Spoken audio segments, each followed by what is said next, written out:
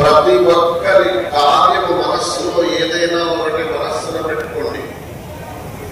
అందుకే ఏదో చెప్పారో వచ్చామో చూసి వెళ్ళాము అనుకోకండి. యజ్ఞశక్తి తపోశక్తి రెంటిని మిళితం చేసి తీసుకొచ్చినటువంటి ఈశ్వర స్వామి బీజాక్షరము మీ అందరి దగ్గర ఇస్తున్నారు.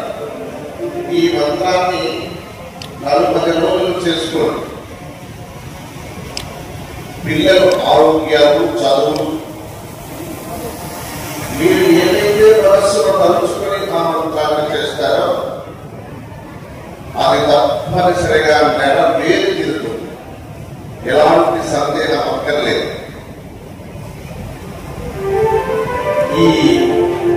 ఇవాళ మీ అందరికీ మంత్రోపదేశాన్ని చేయించి ప్రతి ఇంటిని 3 ఆరుకాయలుగా చేయాలని మన మధుసూదనాచార్య గారు 3 నెలలు తిరిగారు.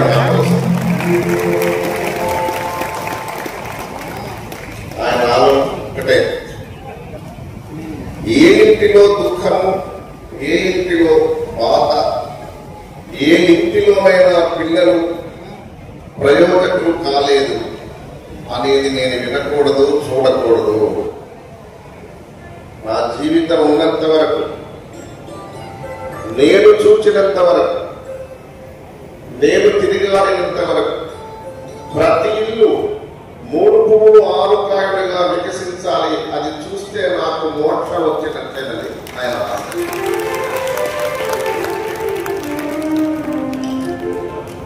ఇవాళ మీ అందరికీ మనందరికీ మంచి అవకాశం.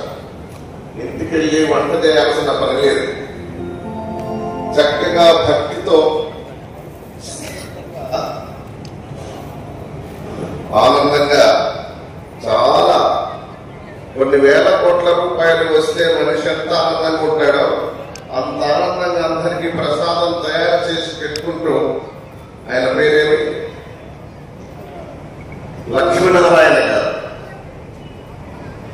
పరమానందంగా ఉన్నాడు. మనందరం భోజనం చేస్తే ఆయన ఒక వేడుక. కాబట్టి ఇంటికి వెళ్ళి వంట చేయాలనే బాధ లేదు. అదిగా కూర్చొని ప్రశాంతంగా చేసుకోండి. ఇంకా వారి మిత్రులు, వారికి సంబంధమైనటువంటి వారు ఇవన్నీ సమకూర్చి మనం ఏదైనా సాధించాలి అనే భావన వారి ఆలోచన.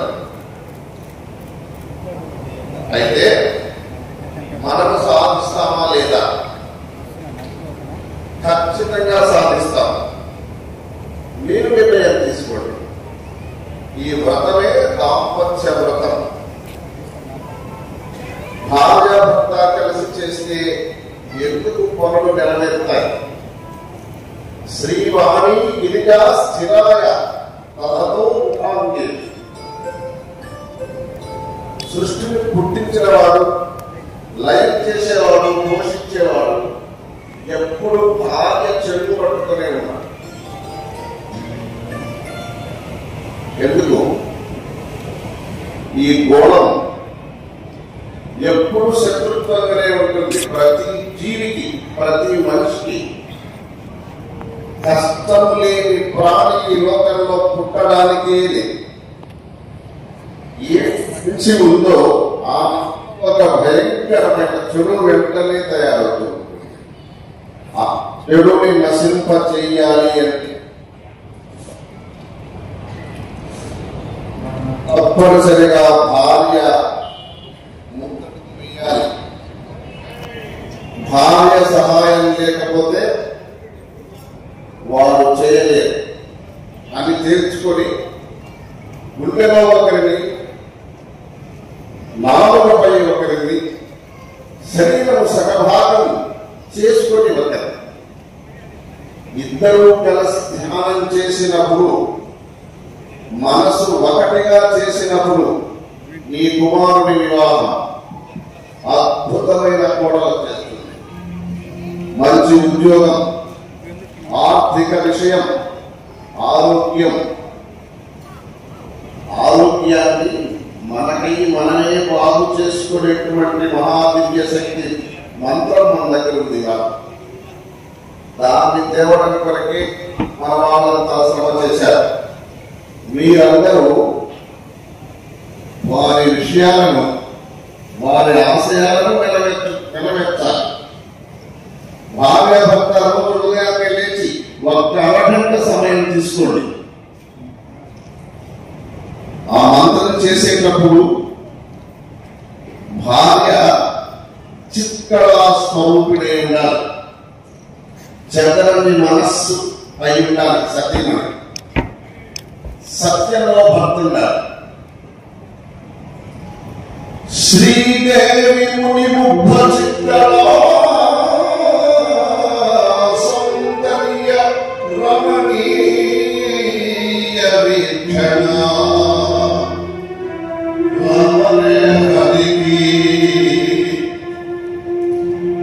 భార్య మనస్సు ఏకాంత చిత్తంతో ఉన్నప్పుడు ఆమెలో ఒక శక్తి ప్రవహిస్తుంది.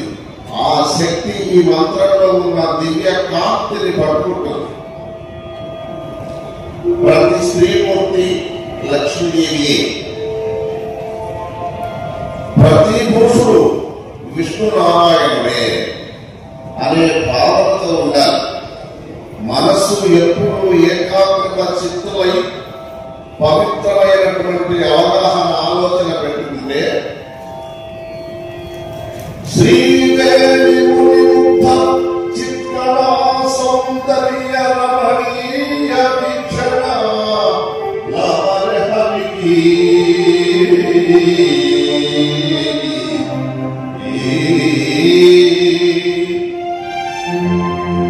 భార్య మనస్సు వయస్సు నిమిత్తం లేదు. వృద్ధులు కూడా ఇలా పెట్టి చెయ్యాలి మంత్రాలు. భార్య మనస్సు ఎప్పుడు ఏకాంతగా చిత్తమందు భగవద్ ధ్యానానికి చేర్చినప్పుడు దానిలో ఇంకొకటి ప్రవేశం కాకుండా 5 లక్షల మంది పరీక్ష రాస్తారు. దానిలో ఒకే ఒక బాలుడు ఫస్ట్ పాస్ అయిపోతారు. అందరూ చదువుతున్నారు, అందరూ గొప్ప రాశారు, అందరూ ఏకాగ్రత చెప్తారు. కానీ ఆ ఏకాగ్రత పెట్టడంలో సమర్థవంతంగా ఏకాగ్రత పెట్టే విధానం తెలిస్తే ఫస్ట్ వచ్చేస్తాడు. అలా మనం మనసు పెడితే కోట్ల రూపాయల పనులు కాదు అన్న పని లేదు. ఆ ఇంట్లో దారిద్ర్యం ఉండదు. ప్రవహించు ఆత్మబృందాలు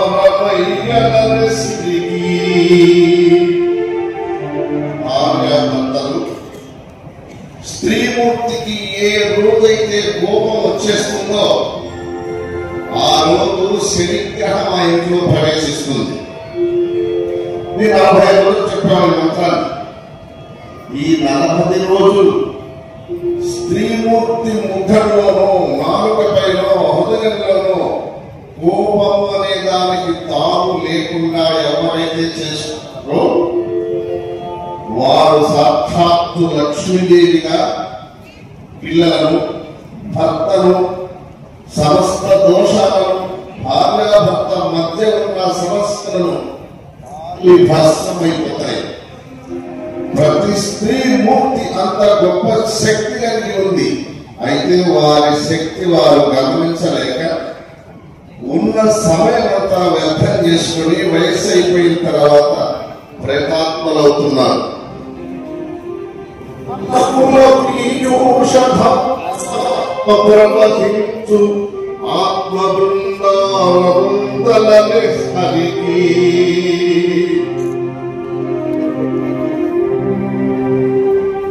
వక్షస్థల ప్రక్రియ సదనంబుగాచే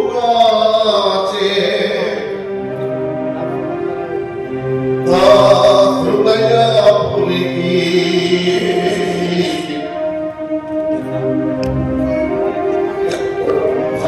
భక్తుల సంబంధంలో కోపము రానివ్వకుండా ఎలాంటి దుఃఖం రానివ్వకుండా ఈ మంత్రాన్ని 40 రోజులు చేయాలి. భార్య భర్త ఇద్దరు కలిసి ఈ మంత్రాన్ని చేస్తే మధుసూదనాచార్య గారి కోరిక ఫలించి తీరుతుంది. ఏదో మాటలు చెప్పుకుంటున్నామో ఏమవుతాయో అని అనుకోవద్దు. 40 రోజులు గుర్తుంచుకోండి. భార్య భర్త ఎందుకు ప్రశాంతంగా ఉండాలి, ఇద్దరు ఒకే చోట ఎందుకు ఉండాలి?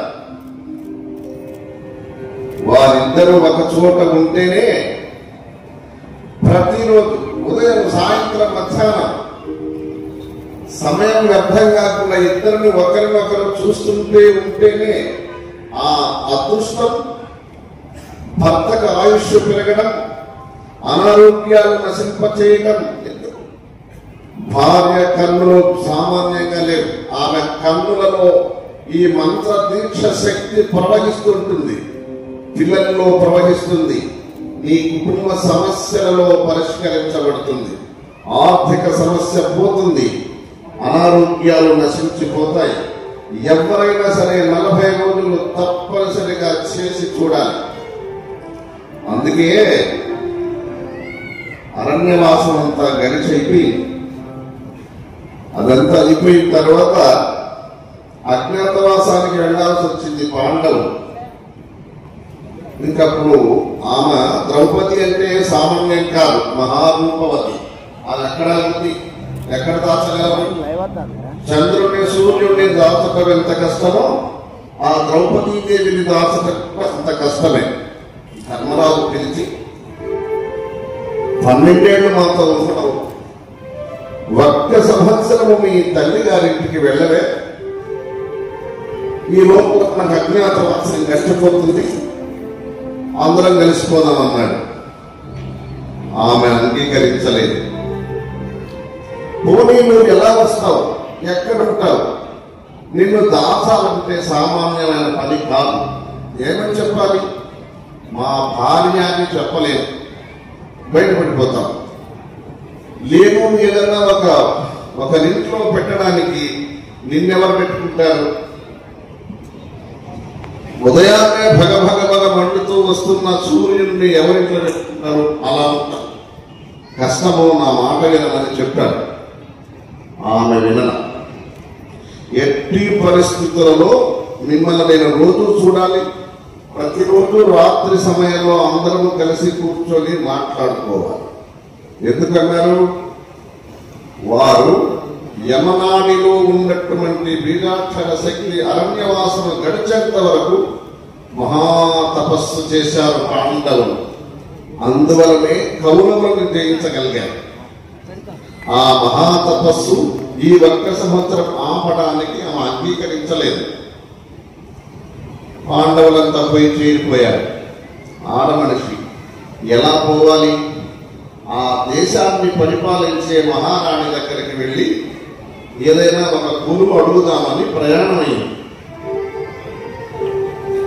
గ్రామంలో రాజ్యంలో అడుగు పెడితే ఎదురైన వాళ్ళందరూ అలా బొమ్మల్లాగా నిలబడిపోతున్నారు. ఆమెకు పోతాడు చూస్తున్నారు, బొమ్మల్లాగా నిలబడ్డారు, ఎవరు పలకరించడం లేదు. నేరుగా రాజవీధికి వెళ్ళిందట.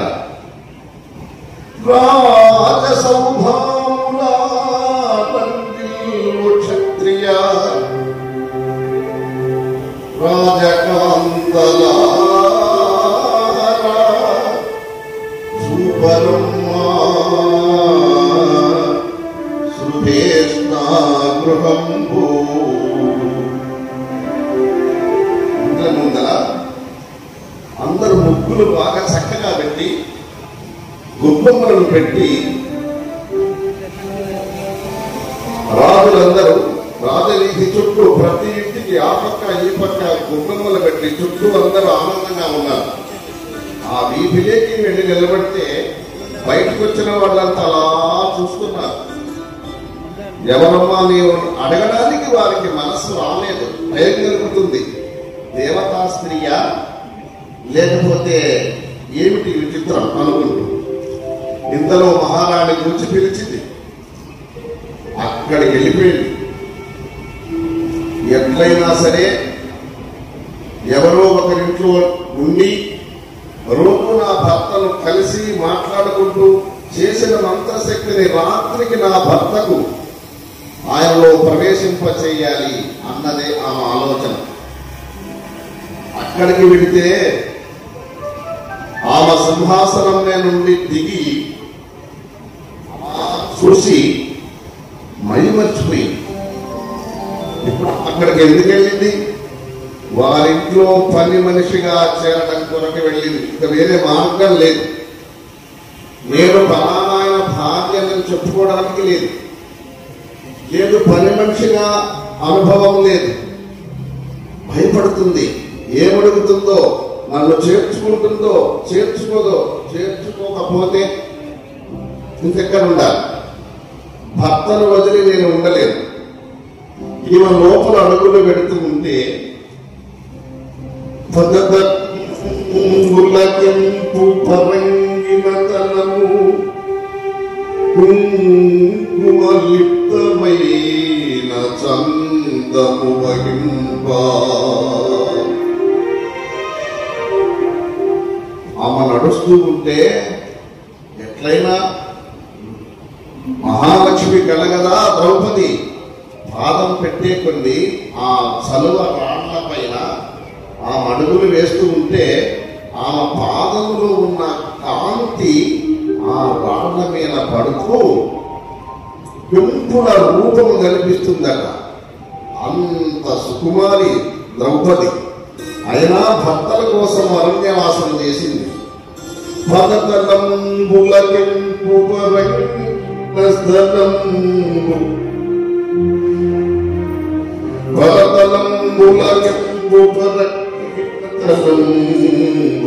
కాంతులు నివసించే రంగంబులను కాంతి ఎడలిన గోడలు హేతుల మణిమయా విధములునే. శరీరము పైన ఉన్న ఆమె శరీర కాంతులు ఆ గోడల మీద పడి ఒక అద్భుతమైన కాంతి తేజస్సు ఆ మహాతల్లి కనిపిస్తుంది. చూచి సాక్షాత్తు దేవత వచ్చింది మా ఇంటికని సాష్టాంగ దండ ప్రమాణం చేసేసింది. ఎప్పుడైతే ఆమె దండ ప్రమాణం చేసిందో ఈమెకి భయం ఎక్కువైంది. నాకుతుంది, నేనమ్మా మీ ఇంట్లో బానిసగా ఉంటానని ఎలా చెప్పాలి? ఏమని చెప్పాలి? ఎలా ఉంచుకుంటుంది నాకు?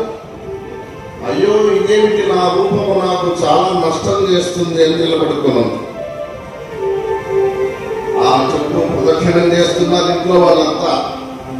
మహారాణి దండం పెడితే తక్కిన వాళ్ళు కూడా దండం పెట్టారు కదా.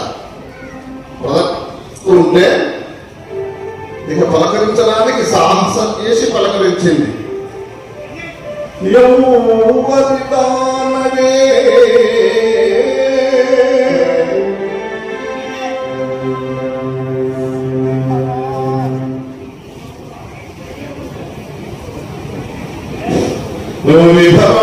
జగమన నీవెవ్వరిదానదే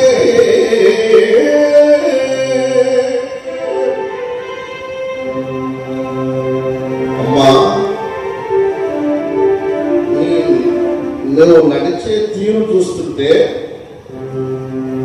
సాక్షాత్తు దేవలోకంలో ఉండి నడిచే స్త్రీమూర్తి వలె ఉన్నది. సిరి సంపద అదృష్టం ఆయువు చేసుకున్న కోడల నుంచే సంప్రాప్తమవుతుంది మన ఇంటిలో. అందుకే అమ్మాయిని చూసేటప్పుడు అన్ని చూసుకుంటాం. ఆ అమ్మాయిలో అన్ని శుభుడాలు ఉండేటట్టుగా కనిపిస్తుంటారు స్త్రీమూర్తులు. ఎందుకు? ఈ సృష్టిని కాపాడే శక్తి ఒక స్త్రీమూర్తిలో ఉంటుంది కనుక. విభరాజగమన నీవెవ్వరిదానవే తల్లిదండ్రులెవ్వరే తరణనేత్రీ ఆదిలోని కులగోత్ర నామధేయం లేవి నీవున్న ఊరేదే నీరదక్షి చక్కని దానవే. అమ్మా, పరమేశ్వరుని పరిపాలన చేసి ఆయన్ని రక్షించి కైలాసాన్ని ఏలే పార్వతీదేవివా, లేకుంటే శశీదేవివా, సాక్షాత్తు లక్ష్మీదేవివా? ఎవరమ్మా నేను? ఇంకేం అడుగుతున్నాను? భయప్రాంతురాలైపోయి ఎట్లయినా సరే అక్కడ ఉండి సాధించి పాండవులను గెలిపించాలని ఒక్క ద్రౌపది ఒక్కటే సాధన చేసి పాండవులను గెలిపించడం వరకు భర్త దగ్గరే భగవంతుని సహాయం సాయంకాలం భర్తల్ని కలుస్తుంది. ఆమె చేయాల్సిన మంత్రాన్ని చేసి మహా విజయాన్ని సంపాదించింది, వాళ్లకు రాజ్యం కట్టబెట్టింది. కాబట్టి ఇప్పుడు మనకిచ్చిన మంత్రం తప్పనిసరిగా మీ ఆశయాలన్నీ నెరవేర్చగలుగుతుంది. ఇదే మంత్రాన్ని చేపిస్తున్నారు అక్కడ. రాదలుచుకున్న వాళ్ళు తప్పనిసరిగా ఆ రోజు పూర్ణాహతికి రండి. మీకు సకల మనస్సులో ఏం కావాలో కోరుకొని ఏమి జరగాలనేది మనస్సులో తీర్మానం చేసుకొని 2 చేతులు పైకెత్తి సుబ్రహ్మణ్యేశ్వర స్వామి వారికి నమస్కరించుకుంటూ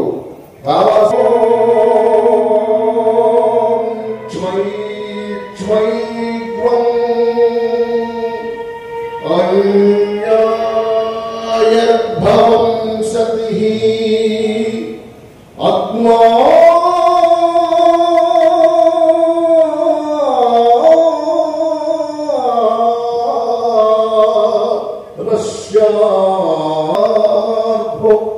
దీర్ఘాయుష్మాన్ భౌరై పూర్ణారోగ్యవంతులై అదృష్టవంతులై దంపతులు సుఖులై యోగ ప్రభాకరులై శాశ్వత లక్ష్మి నివాసులై అష్టైశ్వర్యవంతులై యోగ సిద్ధులై భాగ్యవంతులై ప్రతి ఇంట లక్ష్మి నిలచి అఖండ తేజవంతులై వర్ధిల్లు వర్ధిల్లు వర్ధిల్లవలే.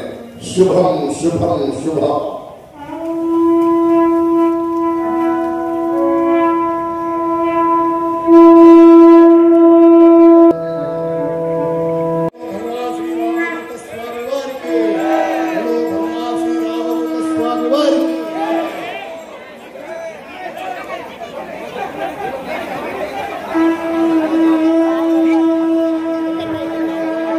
बोलो